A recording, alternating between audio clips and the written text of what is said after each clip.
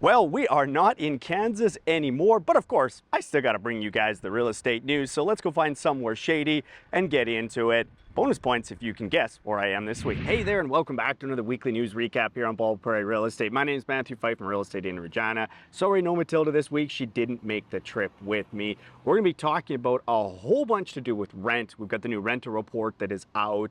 The government is making some changes that is going to have a big impact on the cost to build rentals, and maybe we might start seeing supply and demand match up because the government's doing a 180 from a month ago. But as always, we got to start off with another terrible bad dad joke of mine before we get into the news. Why did the gargoyle quit his job guarding the castle? Because he got tired of being taken for granted. If you have a terrible joke that I can use in a future episode, put it in the comments below. Let's get into this week's news. I'm not going to give you the answer as to where I am. Somebody in the comments is going to definitely figure this one out. But the reason I'm not at home is because I'm at a real estate conference this week. There's the education component that's fantastic. It always is. But the most important thing for me is this is when I get a chance to go meet real estate agents from across the country, learn about what they're doing, what they're seeing in their market. And when I talk about, hey, I can set you up with a great real estate agent, this is where I do a lot of those interviews, because this is where I get a chance to meet great agents from across the country so I can set you guys up with that perfect agent when you're looking to buy anywhere in Canada. So that's why I'm not at home this week, but let's get into the news here. The first article here we're talking about is now the government of Canada is considering addressing immigration targets to address the housing crisis. Now this comes only a month after the government was pretty adamant that they were not going to be reducing immigration targets, and in fact, we're thinking about increasing immigration. This is what happens, and this is going to be a little bit of a theme, I think, in this video. We're going to be talking a lot about rent, but when a government is lagging badly in the polls and is desperately trying to find something to get some traction to increase popularity, so they're now saying, well, we might actually reduce immigration targets, because all of a sudden now they're realizing, although people have talked about this for a very long time, that the huge increase in immigration since 2015, and even more so in the last couple of years, is putting a lot of pressure on the Canadian housing market, and especially rentals. Like I said, we're going to be talking a lot about rentals through this video. It's kind of a theme of this week's video. Next up is an article about how investors own 30% of the Canadian real estate market. This is a headline I've seen a lot of people putting out and essentially demonizing this, saying, see, this is the problem with the Canadian housing market. We have too many investors in it. Now, I want you to pause the video right now and go Google what percentage of Canadians rent the home that they live in. I'll give you a second here. Now I get it. Right now, it's the cool thing to do to go and blame investors for all that ails the Canadian real estate market, just like it was cool a while ago to ban blind bidding, and we needed all these different things to come in. There's always something that's the hot button topic in Canadian real estate, and that's, of course, the singular problem as to what's going on in the Canadian real estate market. Investors, yes, they are part of the problem, but they're not the only problem, and investors do play a helpful and beneficial role in the Canadian real estate market. Because again, if 1/3 of Canadians are going to be renting the home they live in, well, who is going to own those properties but, of course, investors? You also have investors that are going to buy rundown properties that people don't want to take on or can take on as a flip project. They're going to fix them up and put them back on the market so that people who don't want to take that on can actually have a house to live in that's been fixed up for them. So I get it. There's bad investors, and right now it's cool to blame investors for all the problems, but they're also part of the solution as well.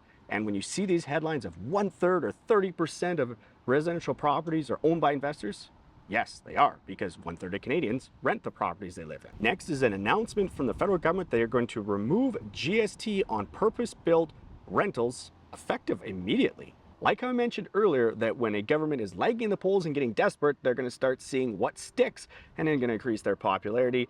This is very much one of those, because this was actually originally promised by the federal Liberals in 2015, and all of a sudden now, 8 years later, they're deciding it's important enough that they're going to enact this policy. It's interesting, they've had 8 years to do this, and of course, a huge part of the problem we have right now in the Canadian housing market is due to current government policies. But now, of course, don't worry, they've come in, they've found a solution. Now, in my mind, this is at least a step forward, but it's really a very half-baked measure, because it only applies to purpose-built apartment rentals. It doesn't apply to single-family homes, townhouses, condos, anything that would used or be used by an end user. So if you're looking to buy a home, this GST rebate doesn't apply to you in any way, shape, or form. The hope, though, is that we will see more projects being built because it is cheaper, and there's a lot of projects now that are being shelved because they're simply not profitable, mainly due to higher interest rates.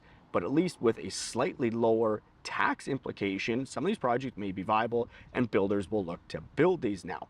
As I've said many times before, 20 to 30%, sometimes even more, the cost to build a new residential property in Canada is government fees and taxes. The government of Canada, the provincial governments, municipal governments, they're some of the biggest beneficiaries of the Canadian real estate market. It's not the developers, it's the government. And if they start reducing their taxes and fees, which they probably won't for the most part because it's a huge cash cow for them, well, that's one of the keys to housing affordability in Canada. Of course, the other is actually getting these projects built. So we're starting on the right path, but there's a long ways to go. Let's take a look at the most recent rent report from rentals.ca and see what's going on with the price of rent. I bet you I sound like a broken record, you guys, when I keep saying that every month the price of rent has once again gone up and it's a new all-time high. We're now at $2,120 a month for the average price of rent in Canada.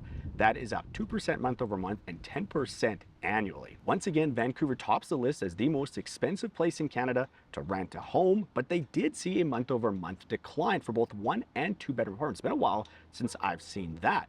It is nearly though $3,000 a month to rent a 1 bedroom apartment in Vancouver and over $3,800 a month to rent a 2 bedroom. The other notable standout to me was that my hometown, Regina, Saskatchewan, which continues to be one of the most affordable places again, not only buy a house, but also rent. Regina came in second on this list, second only to our rivals up north in Saskatoon. But a 1 bedroom apartment in Regina is about $1,055 a month versus a 2 bedroom that's about $1,250 a month.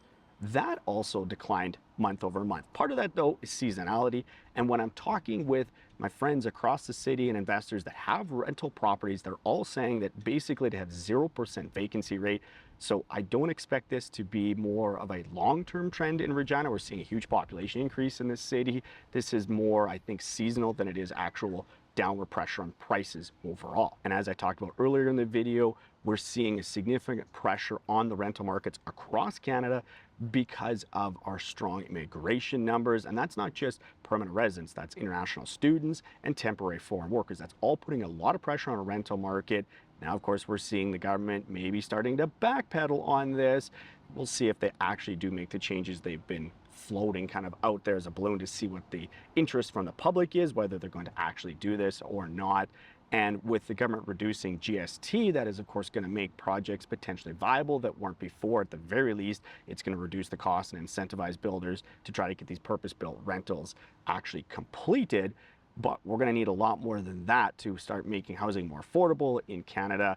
But at least it's some small steps in the right direction. As always too, if you want to know what's going on in your market, I'll link this article along with all the others, but you can check out what's going on for rent in your city. I'll have that article in the description below. Kind of a different video this week. I hope you guys liked it. If you liked the video, please give this video a like, subscribe to Bold Prairie Real Estate. If you love learning about Canadian real estate, leave comments below or questions below. I'll get those answered for. I love chatting with you guys in the comment section.